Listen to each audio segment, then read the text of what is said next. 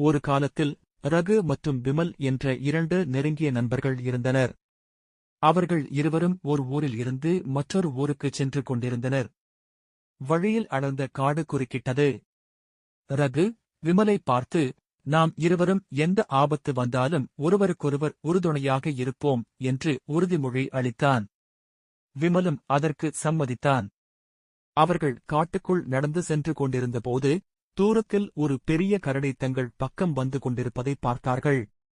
கரடியை பார்த்ததும் விமல் பயந்து போனான். உடனே அருகில் இருந்து ஒரு உயரமான மரத்தில் வேகமாக ஏறி அதன் கிளைகளில் ஒளிந்து கொண்டான். ஆனால் ரகுவுக்கு மரத்தில் ஏறத் தெரியவில்லை.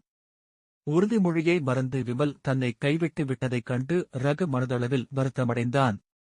ஆனாலும் அவன் உடனே சுதாரித்துக் கொண்டான். கரடியிடமிருந்து தப்பிக்க வேறு வழியில்லை என்று உணர்ந்த ரகு தரையில் விழுந்து இறந்தது போல் மூச்சை பிடித்துக் கொண்டு படுத்துக் கொண்டான். இறந்த உடல்களை கரடிகள் சாப்பிடாது என்று அவன் கேள்விப்பட்டிருந்தான். கரடி ரகுவின் அருகில் வந்தது. அது ரகுவின் உடலை முகர்ந்து பார்த்தது. அவன் காதுக்கு அருகில் மெதுவாக கர்ஜித்தது. ரகு சிறிதும் அசைவில்லாமல், மூச்சைக் கூட உள்ளிழுக்காமல் பிணம் போல நடித்துக் கொண்டிருந்தான். கரடி அவனை நன்கு பரிசோதித்துவிட்டு அவன் இறந்து விட்டதாக நினைத்து அங்கிருந்து நகர்ந்து சென்றது. கரடி சென்றதும் மரத்தில் ஒளிந்திருந்த விமல் கீழே இறங்கி வந்தான்.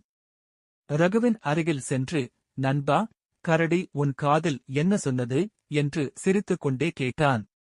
அதற்கு ரகு, அது சொன்னது, உன் ஆபத்து காலத்தில் உன்னை கைவிட்ட நண்பர்களுடன் ஒருபோதும் பழக்கம் வைத்துக் கொள்ளாதே என்று பதிலளித்தான். இந்த பதிலை கேட்ட விமல் தலை குனிந்து நின்றான். ரகு அந்த நிமிடமே விமலை விட்டு விலகிச் சென்று விட்டான். நீதி. உண்மையான நண்பன் ஆபத்தில் துணை நிற்பவன்.